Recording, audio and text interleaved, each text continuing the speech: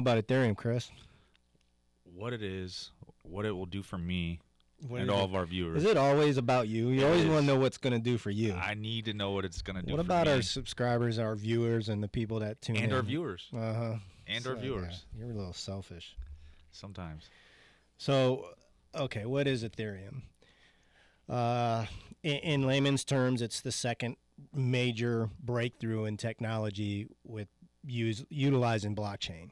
Okay, so we know what blockchain is, and if you're a viewer or subscriber and you're trying to figure this all out like we all are, because there really are no true experts. There's a few people in the industry that I would consider to be maybe experts in certain areas of blockchain, certain areas of development, things of that nature. But the whole package altogether, there are no experts yet. It's just too new of an industry for there to be a complete expert. So we're all trying to figure it out. So, what is Ethereum? It is the second major application on utilizing blockchain technology. Now, it's on its own blockchain, the Ethereum blockchain. So Bitcoin has its Bitcoin blockchain, and Ethereum has its own blockchain. So you can think of it as two different internets, basically. Bitcoin runs on the Bitcoin Chrome internet. and Safari. Let's go. Okay, there you go. Yeah. Chrome, internet, or Microsoft, whatever browser you can think of it, they're running on their own browser. So that's one, good way to think about it. So Ethereum, let me read the definition, and then we'll dumb it down. So the definition of Ethereum is a decentralized open source blockchain with smart contract functionality. Ether, or ETH, is the native cryptocurrency of the platform. Currently is the second largest crypto by market cap in the world. There you go.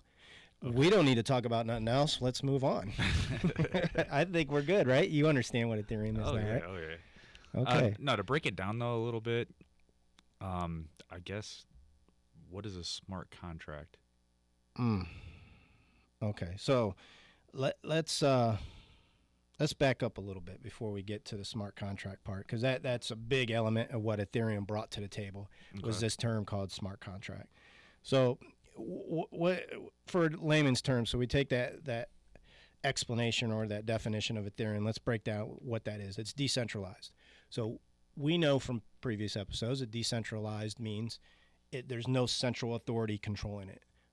Ethereum, just like Bitcoin, has a developing core team, so a team of people that have been contracted as part of the protocol to develop it. It's all open source, so any developer basically could jump into the mix and add something to the network.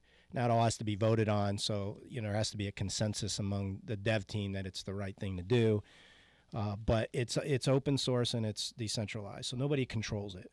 And kind of evidence of that, as we've seen, is the SEC, which is the Securities and Exchange Commission in the United States. They kind of control equities. They control markets within our borders. And they control what is considered a security, what is not considered. They kind of control shit. Okay, so the SEC has deemed Bitcoin and Ethereum as the only two quote-unquote cryptocurrency projects that are not securities. So that's kind of a big deal. Is one better than the other? Yes and no. So Bitcoin really has one function. Now it really has two functions. One function, and it is a peer-to-peer payment system. So you can, I can pay you for a pound of marijuana, and you can pay me for a pound of marijuana.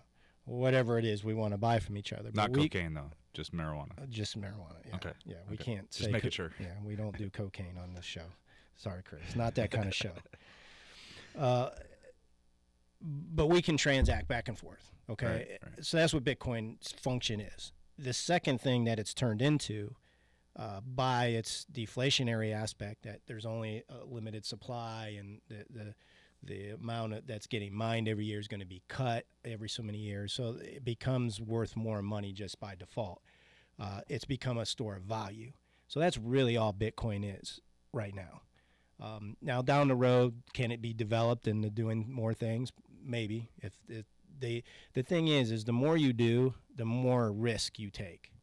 So the more risk of security breaches and more risk of more centralization, more control to do things, to make more options and more features. So that's been the tug of war with Bitcoin, is they don't really want to get too fancy with it because it's going to open it up to bad actors and things happening with it. What makes Bitcoin so solid is the fact that it is super decentralized and there's not a lot of security vulnerability to it. There's been people trying to hack Bitcoin since day one. And so we're looking at, 13 years now, 14 years of Bitcoin, and nobody's been able to hack the blockchain. Nice. And hack Bitcoin. So, and it's not from a lack of trying, I'm sure. It's been, run through the ringer. So it's fairly secure. And that's what people like about it. So I don't think we're going to see a whole lot of change in Bitcoin in the future. So there's going to be a need. Like if we want to use this technology for all these things we're going to talk about, because there's a whole lot that this is going to change, we need more development. And Bitcoin's just not going to give us that, at least fast enough. So that's the different. Kind of the difference, yeah. Right. Now, Ethereum can be Bitcoin. It can be a cryptocurrency. It can be a means of transacting. I can send you $100 worth of Ethereum for whatever. It's the same thing as Bitcoin. I can use it as a store of value. The price has appreciated quite a bit just from a couple years ago, and when it was developed, and we'll see the chart on that. So it can be used almost the same thing as Bitcoin, but it has a lot more to offer. It does a lot more. It's the next step from Bitcoin. So it's using the same core technology with blockchain, but it does a lot more. So along came Ethereum, and it introduced smart contracts, which are basically can be used as a digital contracts. So it could be an algorithm. It could be if this happens, then this happens, and it's on the blockchain, can't be changed. It moves. It moves on its own at that point. It can be just an agreement between me and you. Hey, I'm gonna jump up and down, and when I jump up and down, you're gonna fall down, and that's a contract between me and you. Or I'm gonna sell you this Darth Vader, and in exchange, when you get the money for the Darth Vader, or when I get the money for the Darth Vader, then you're gonna give me this galactic soldier. We have an agreement. It's in digital form. Boom, it goes on the blockchain, can't be changed. So you can't mess around with it and say, oh, no, it's this amount of money. No, smart contract's already written. It says it's this. So that's the first use case of smart contracts is it's just a digital agreement.